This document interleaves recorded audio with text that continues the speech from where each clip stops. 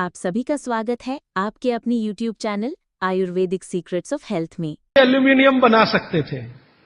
देखिए, बात मैं आपसे कहने जा रहा हूं वो ये कि हिंदुस्तान भी 2000 साल पहले, 5000 साल पहले एल्यूमिनियम बना सकता था, क्योंकि एल्यूमिनियम का रॉ मटेरियल इस देश में भरपूर मात्रा में है। बॉक्साइट, हिंदुस्तान में बॉक्साइट के खजाने भरे पड़े हैं। कर्नाटक बहुत बड़ा भंडार, तमिलनाडु, आंध्र प्रदेश बॉक्साइट के बड़े भंडार हैं। हम भी बना सकते थे, अगर बॉक्साइट है तो एल्यूमिनियम बनाना कोई मुश्किल काम नहीं है, लेकिन हमने नहीं बनाया क्योंकि उसकी जरूरत नहीं थी। हमको जरूरत थी मिट्टी की हांडी की, इसलिए हमने मिट्टी की हांडी बनाई और उसी पर सारे रिसर्च और एक्सपेरिमेंट किए। इसलिए कुम्हारों की एक पूरी की पूरी जमात इस देश में खड़ी की गई कि तुमको भैया मिट्टी के ही बर्तन बनाने हैं। माने तुमसे बड़ा वैज्ञानिक कौन? अब ये कुम्हार जो इतने बड़े वैज्ञानिक हैं इस देश के, जो मिट्टी के बर्तन बनाकर हजारों साल से दे रहे हैं हमारे स्वास्थ्य की रक्षा करने के लिए, हमने उनको नीची जाति बना दिया। हम कैसे मूर्ख लोग! वो नीचे कहां है जरा बताइए। अगर प्रेशर कुकर की कंपनी जो बना रही है प्रेशर कुकर वो ऊंचा आदमी है, तो ये कुम्हार नीचा कैसे हो गया? ये ऊंचा नीचा हमने डाल दिया इस देश में, इसी ने देश का सत्यानाश कर दिया। ये ऊंचा नीचा कुछ तो अंग्रेजों ने डाला, कुछ अंग्रेजों के पहले जो मुसलमान थे उन्होंने डाला, और कुछ अंग्रेज और मुसलमानों के जाने के बाद हम काले अंग्रेजों ने इसको ऐसा पक्का बना दिया कि कुम्हार इस देश में बैकवर्ड क्लास है। जो सबसे बड़ा वैज्ञानिक काम कर रहा है, मिट्टी के बर्तन बना बनाकर आपके माइक्रो न्यूट्रिएंट्स को, आपके सूक्ष्म पोषक तत्वों को कम नहीं होने देने के लिए मिट्टी का सिलेक्शन करता है वो। आपको मालूम है, हर एक मिट्टी से बर्तन नहीं बनते। एक खास तरह की मिट्टी है, वही बर्तन बनाने में काम आती है, और एक खास तरह की मिट्टी है जो हांडी बनाती है। दूसरे खास तरह की मिट्टी में कुल्हड़ बनता है, तीसरे खास तरह की मिट्टी में कुछ और बनता है। ये मिट्टी को पहचानना कि इसमें कैल्शियम ज्यादा, इसमें मैग्नीशियम ज्यादा, इसलिए हांडी इससे बनाओ, और इसमें कैल्शियम मैग्नीशियम कम है इसलिए इसका कुल्हड़ बनाओ, ये तो बहुत बहुत बारीक और विज्ञान का काम है। ये सब कुम्हार कर रहे हैं, हजारों साल से कर रहे हैं, बिना किसी यूनिवर्सिटी में पढ़े हुए कर रहे हैं। तो हमें तो वंदन करना चाहिए, उनके सामने नतमस्तक होना चाहिए। कितने महान लोग हैं। दुर्भाग्य से सरकार की कैटेगरी में वो बैकवर्ड क्लास में आते हैं।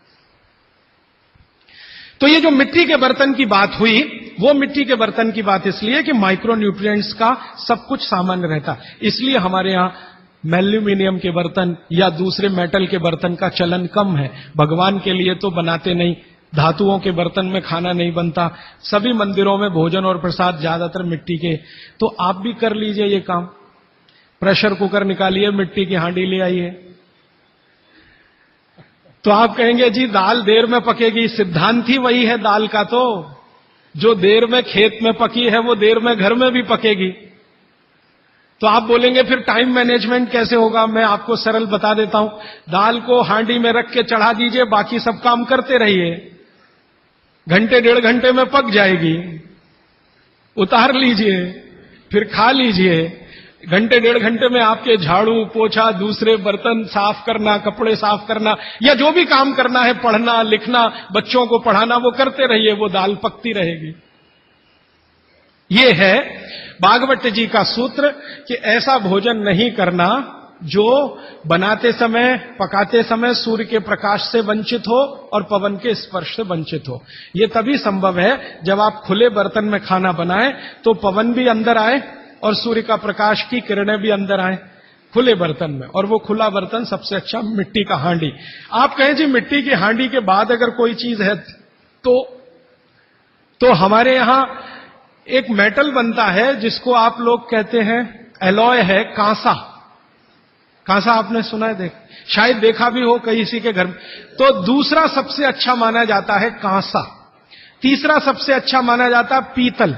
अब ये कांसे और पीतल में भी हमने काम कर लिया कि अरहर की दाल को कांसे के बर्तन में पकाएं तो उसके सिर्फ 3% माइक्रो न्यूट्रिएंट कम होते हैं, 97% मेंटेन रहते हैं। पीतल के भगोने में पकाएं तो 7% कम होते हैं, 93% बचे रहते हैं। लेकिन प्रेशर कुकर में बनाएं तो सिर्फ 7% बचते हैं, बाकी खत्म होते हैं। अब आप तय कर लीजिए, आपको लाइफ में क्वालिटी चाहिए तो आपको मिट्टी की हांडी की तरफ ही जाना पड़ेगा। क्वालिटी ऑफ लाइफ की अगर बात आप करेंगे, माने जो खा रहे हैं वो पूरे शरीर में पोषकता दे, ये लाइफ की क्वालिटी की बात आप करेंगे तो मिट्टी की हांडी की तरफ ही जाना पड़ेगा। माने भारत की तरफ वापस लौटना पड़ेगा, इंडिया से। अभी हम हैं इंडिया में, जो बनाया अंग्रेजों ने या बना दिया अमरीकियों ने, इस इंडिया से निकल के भारत की यात्रा करनी पड़ेगी। और मैंने पिछले 1-2 वर्षों में ये बातें गांव-गांव में कहना शुरू किया है, तो इसका परिणाम पता है क्या, कि कुम्हारों की इज्जत बढ़ गई है गांव में। गांव वाले समझते हैं कि ये तो कोई बड़ा काम कर रहे हैं हमारे लिए।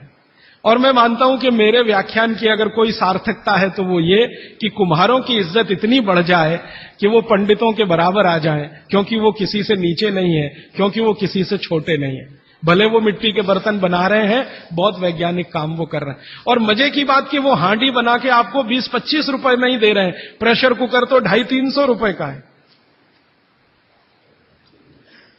और सबसे मजे की बात कि ये हांडी जब खत्म होगी, माने इसकी लाइफ पूरी हो जाएगी, तो ये हांडी फिर मिट्टी में मिल जाएगी और फिर वही मिट्टी से हांडी बन जाएगी। दुनिया में ऐसी कोई वस्तु नहीं है। प्रेशर कुकर के बारे में तो नहीं कह सकते आप, बायोडिग्रेडेबल है।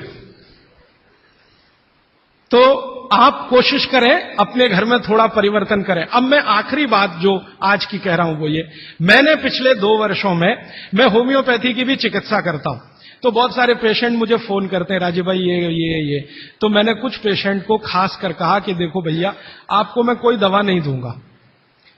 तो कहने लगे फिर बीमारी कैसे ठीक होगी? मैंने कहा एक ही काम करो, मिट्टी की दाल खाना शुरू करो, मिट्टी की हांडी में रखी हुई दाल खाना शुरू करो। चावल खाना है तो मिट्टी की हांडी का। कहने लगे राजीव भाई कौन करेगा ये सब? मैंने कहा आपकी बीवी करेगी या आप करोगे? अगर जिंदगी चाहिए तो झक मार के आप करोगे, नहीं तो अमेरिका जाओ, कनाडा जाओ, जर्मनी जाओ, लाखों रुपए खर्च करो, फिर भी झक मार के वापस आओ, डॉक्टर कहेगा इलाज नहीं। तो आप देख लो, तो जो गंभीर मरीज है वो आप जानते हैं वो कुछ भी करेंगे जो आप कहें। तो मेरे पास कुछ डायबिटीज के क्रोनिक पेशेंट हैं, बहुत क्रोनिक, जिनका यूनिट, शुगर यूनिट 480 के ऊपर है। ऐसे 100 से ज्यादा पेशेंट, कुछ गुजरात में है, कुछ राजस्थान में और कुछ बंबई में।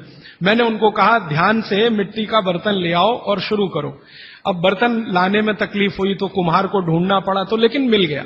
वो 8 से 9 महीना हो गया नियमित रूप से मिट्टी की दाल और मिट्टी का चावल, माने हांडी की दाल और हांडी का चावल, हांडी की खिचड़ी नियमित रूप से खा रहे हैं।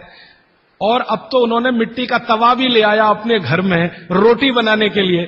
बाजरे की रोटी बहुत अच्छी बनती है इस मिट्टी के तवे पे, तो रोटी भी उसी की खा रहे हैं। 8 महीने के बाद सबका शुगर टेस्ट किया है तो 480 यूनिट वाला अभी 180 यूनिट पे है, बिना किसी मेडिसिन के, बिना किसी इंजेक्शन के, बिना किसी टॉनिक के। और होम्योपैथी की कोई दवा नहीं दी मैंने उनको। कुछ लोगों को ज्यादा परेशान थे, दवा भी दो, उनको प्लेसिबो दे दिया। प्लेसिबो समझते हैं? खाली गोली, दवा नहीं डाली। तो पेशेंट को लग रहा है कि मैं दवा खा रहा हूं, दवा खा के अच्छा हो रहा हूं। मुझे मालूम है कि वो कोई दवा नहीं है, वो प्लेसिबो है, वो अच्छा हो रहा है उस मिट्टी की दाल खा के, मिट्टी का चावल खा के, मिट्टी की खिचड़ी खा के। रिजल्ट ये है। तब मैंने मान लिया कि बागभट्ट सच में महान आदमी थे। वो एक सूत्र लिख गए कि आप ऐसा भोजन मत करो जिसमें सूर्य का प्रकाश ना जाए, पवन का स्पर्श ना हो, तो वो आपके लिए अमृत तत्व है। भोजन नहीं है, वो अमृत जैसा है। ये एक सूत्र पूरा होता है, 8:30 का समय हो गया है। आगे कल दूसरा सूत्र, तीसरा, ऐसे कर करके जो सबसे जरूरी 15 है वो पहले बताऊंगा और उसके आगे बढ़ता जाऊंगा। आभार, धन्यवाद। तो एक बार फिर हम राजीव भाई को अब सुनेंगे और मेरी गुजारिश है कि आप जोरदार तालियों से उनका स्वागत करें। ताली बजाएंगे तो आपके अंदर ऊर्जा का संचार होगा और हवा का स्पंदन आप महसूस करेंगे और वही हवा आपको मिट्टी की खुशबू बिखेरेगी। और अब अपने सूत्रों को बिखेरने आए हैं हमारे भाई राजीव दीक्षित जी। राजीव भाई ने मुझे कहा था कि व्याख्यान के दौरान अगर बाबूजी शोभाकांत जी हमारे बगल में रहेंगे तो एक आशीर्वाद मेरे इर्द गिर्द मंडराएगा, इसलिए उनसे गुजारिश है कि कृपया मंच पर आएं और उनके बगल में बैठें। तो मंच राजीव दीक्षित को समर्पित। कल मैंने आपसे जो बातें कही थी उनमें से बहुत सारी बातें आपको याद होंगी, शायद आपने लिखी भी होंगी। मुझे कल एक जानकारी दी बाबूजी ने, वो जानकारी आप सब तक पहुंचे, ये मेरी उनसे विनती है। उन्होंने जानकारी दी कि एक बार वो टीवीएस ग्रुप है ना, टीवीएस जो यहां का चेन्नई का सबसे बड़ा ग्रुप है और शायद भारत के सबसे बड़े ग्रुप में उनकी गिनती है, उनके घर वो भोजन करने गए थे। तो जरा बताएं। सभी भाई बहनों को नमस्कार। आज से करीब 28-30 साल पहले जब प्रभावती देवी ट्रस्ट एंड प्रभावती जयप्रकाश का विन्यास हुआ था, तो टीवीएस की मलकाइन भी इसकी ट्रस्टी बनी थी और पहला मीटिंग उन्हीं के घर में हुआ था, जिसमें रामनाथ गोयन का, एम रामस्वामी और महालिंगम, जितने भी यहाँ के लुमिनरीज थे, सभी हमारे ट्रस्टी हैं इस संस्था के। तो उन्हीं के घर में पहले मीटिंग हुई थी। तो हम लोगों को खाने पर निमंत्रण भी था, तो खाया तो मैंने कहा यह दाल बहुत स्वादिष्ट है, जिसके बारे में उन्होंने कहा था कल। तो कहा कि इसको ये कैसे किए हैं, तो बोले और देखिए चूल्हे के ऊपर में तो मट्टी का बर्तन था, तो उनके घर में मट्टी का। मैंने कहा कि तब तो गैस बहुत खर्चा होता होगा। बोला हाँ गैस खर्चा होता है, लेकिन उसकी परवाह नहीं, खाने में स्वाद आता है, यह है वह है। बल्कि उनके पास बायोगैस भी लगी हुई थी बाहर में, अभी भी है। तो अब आज से 28-30 साल पहले मैंने देखा था कि मट्टी के बर्तन एक इतने बड़े घर में चल चुका है। तो मैं कल इनको बताया कि आप जो मट्टी के बर्तन के, अब धीरे धीरे मट्टी के बर्तन फिर हो रहा है। क्योंकि हम भी जब 10 साल के थे तो बिहार में हर घर में केवल मट्टी के बर्तन, रोटी भी बेलना से नहीं बेला जाता था, हाथ से हिस्सा पका करके, और तवा जो होता था वो मट्टी का होता था। तो मेरे ख्याल से गांव गांव में पहले ही प्रचार था, और इन्होंने जो कहा तो ये तो सर्किल है, देखिएगा सब आएगा फिर इसी तरह। धन्यवाद। ये बात आपके ध्यान में इसलिए लाने की जरूरत है कि टीवीएस ग्रुप जो हजारों करोड़ के एम्पायर का मालिक है, उनके घर में अगर मिट्टी के बर्तन इस्तेमाल हो सकते हैं तो आपके घर में भी हो सकते हैं। माने हमको ये बहाना ना मिले कि मिलते नहीं है जी, समय बहुत लगता है जी, क्या उसको खटराक करने का।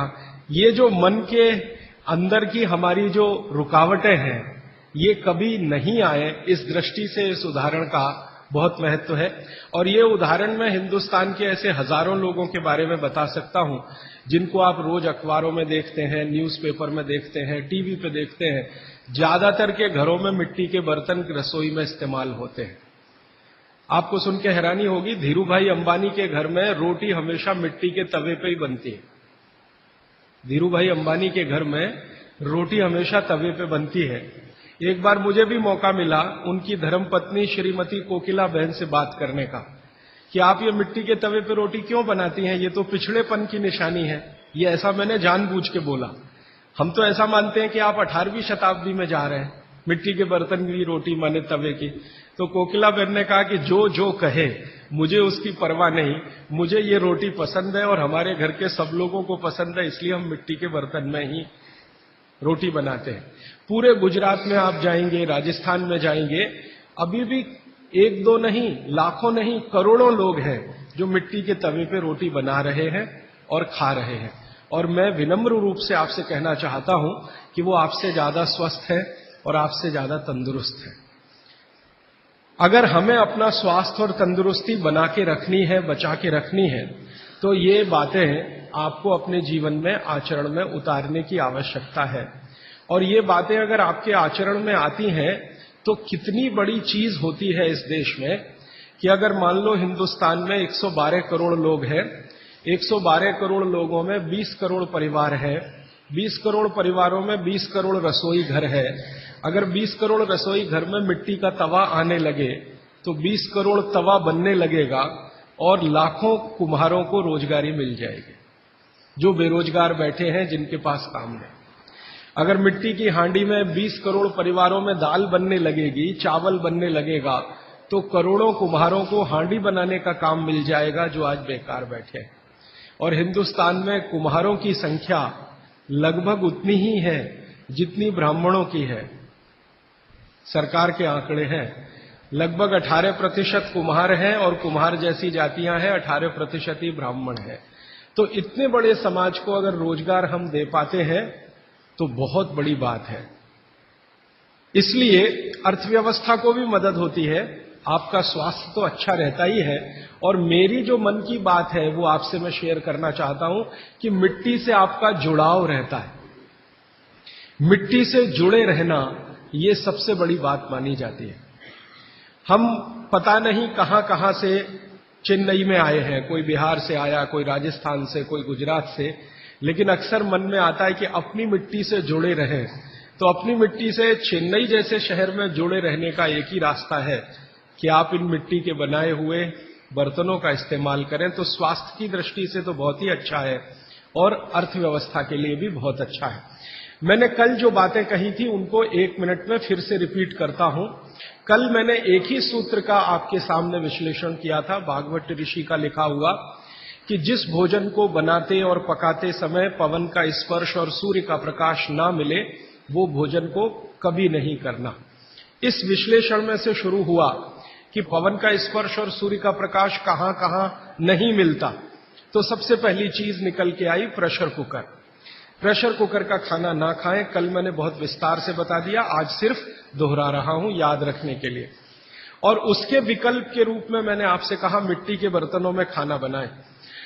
मिट्टी के बर्तन में खाना बनाने के पीछे जो सबसे बड़ा वैज्ञानिक कारण है कि ये जो मिट्टी है इसमें 18 तरह के माइक्रो न्यूट्रिएंट्स हैं। ये बात हमेशा आप याद रखिएगा। कैल्शियम मिट्टी में है, आयरन मिट्टी में है, सिलिकॉन मिट्टी में है, सल्फर मिट्टी में है। आपके शरीर को हर दिन 18 तरह के सूक्ष्म पोषक तत्वों की जरूरत होती है। 18 तरह के सूक्ष्म पोषक तत्वों की जरूरत होती है, जिनको आप अलग अलग भाषा में बोल देते हैं कि हमको प्रोटीन्स चाहिए, हमको विटामिन्स चाहिए, हमको कार्बोहाइड्रेट्स चाहिए, हमको फैट्स चाहिए। ये डॉक्टर कहता है ना आज की भाषा में कि आपको प्रोटीन की कमी हो गई है, प्रोटीन चाहिए, आपको कार्बोहाइड्रेट्स ज्यादा चाहिए, आपको फैट्स ज्यादा चाहिए।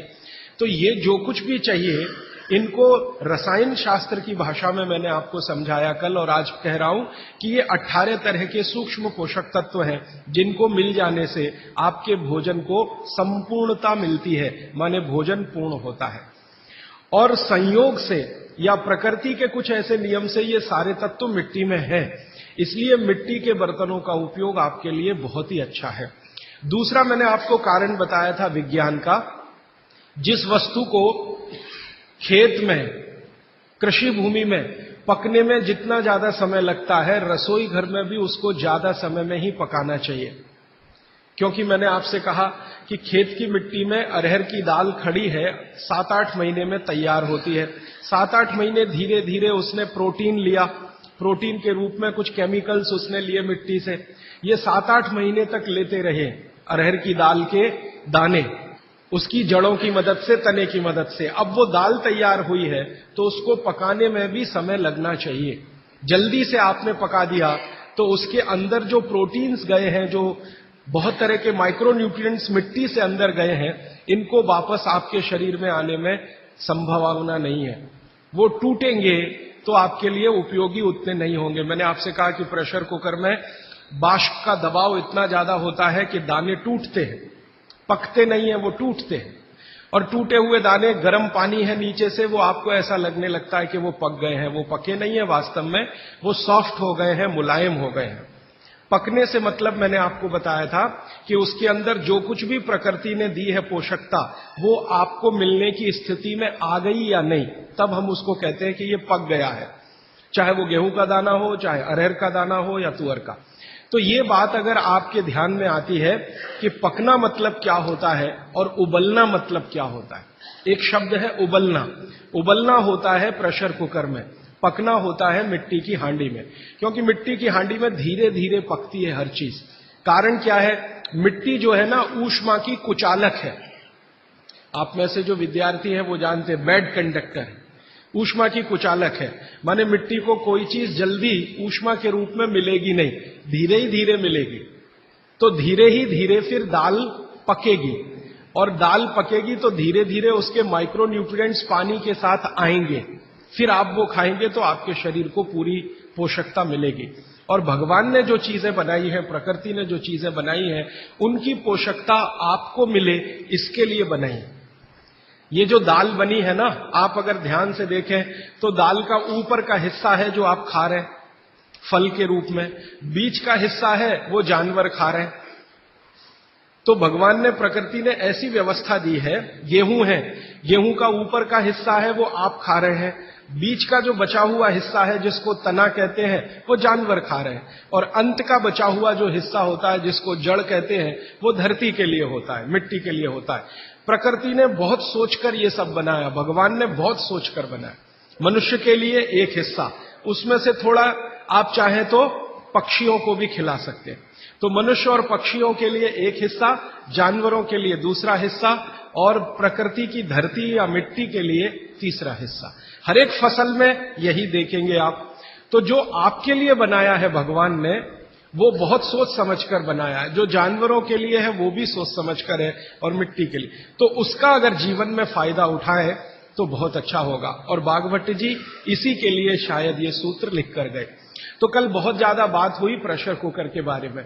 आज मैं थोड़ी सी बात करता हूं कल से जुड़ी हुई रेफ्रिजरेटर के बारे में। रेफ्रिजरेटर एक ऐसी वस्तु है जिसमें रखी हुई कोई भी वस्तु को सूर्य का प्रकाश नहीं मिलेगा, पवन का स्पर्श नहीं होगा। आप जानते हैं कि रेफ्रिजरेटर जो काम करता है उसके एक बुनियादी सिद्धांत है।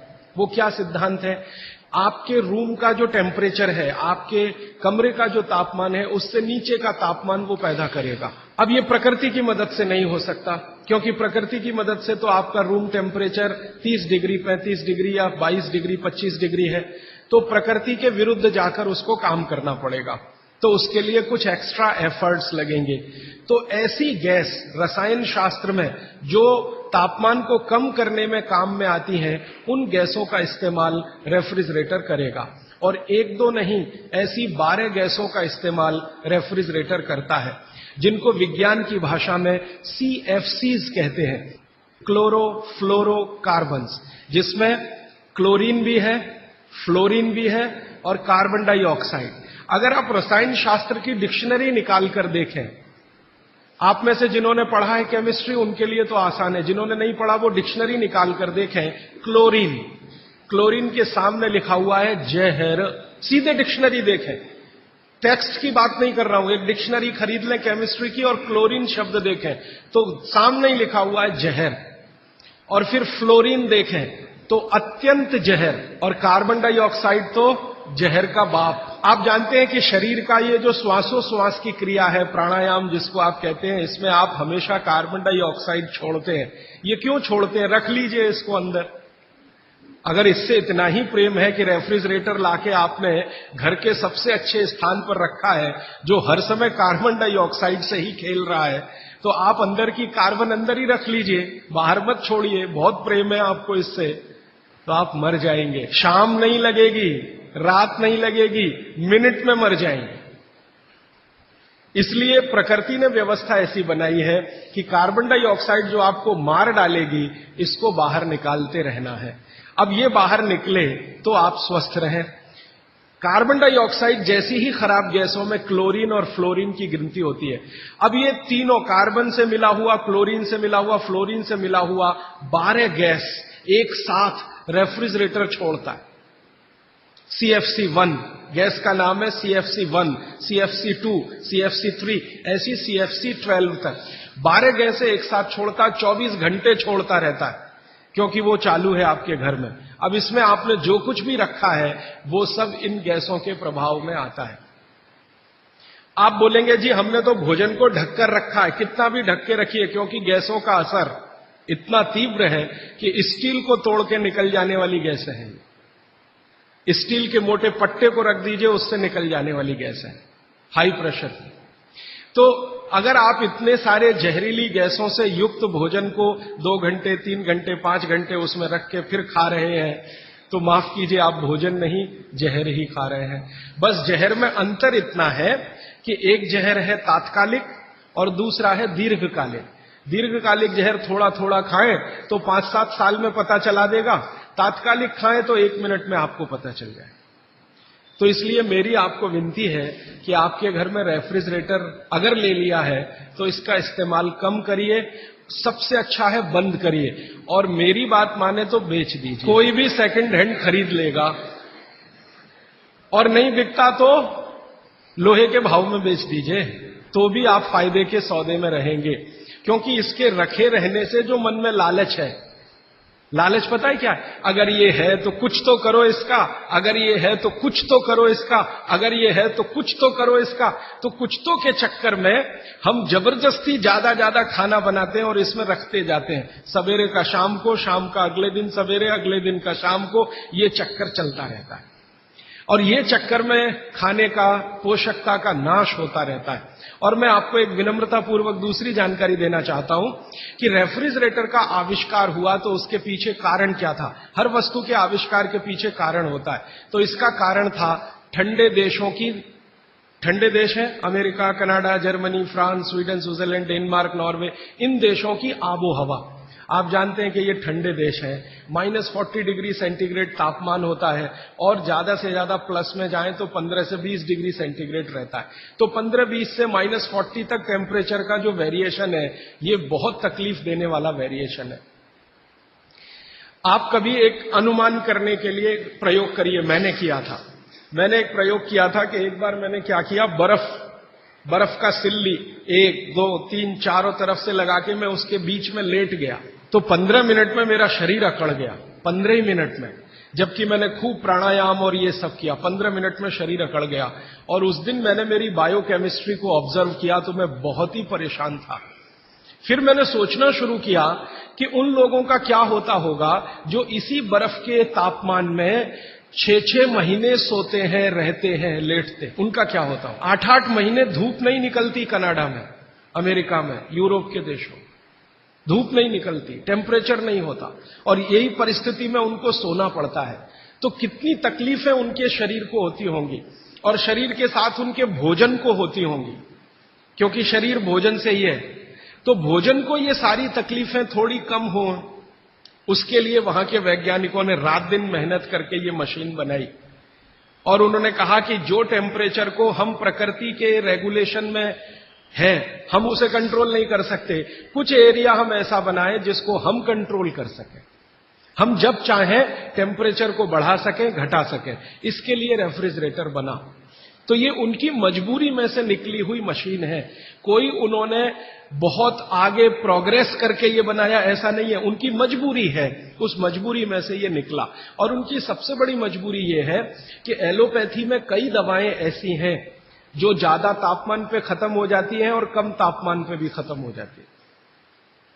बहुत सारी दवाएं एलोपैथी में ऐसी हैं जो हाई टेम्परेचर पे भी खत्म हो जाती हैं, माने उन दवाओं का असर नहीं रहता, लो टेम्परेचर पे भी खत्म हो जाती हैं। तो उन दवाओं को रखने के लिए एक टेम्परेचर हमारे कंट्रोल में रहे, इसके लिए फ्रिज बना। वो पानी रखने के लिए नहीं बना, दाल रखने के लिए नहीं बना, सब्जी रखने के लिए, दवाएं रखने के लिए बना।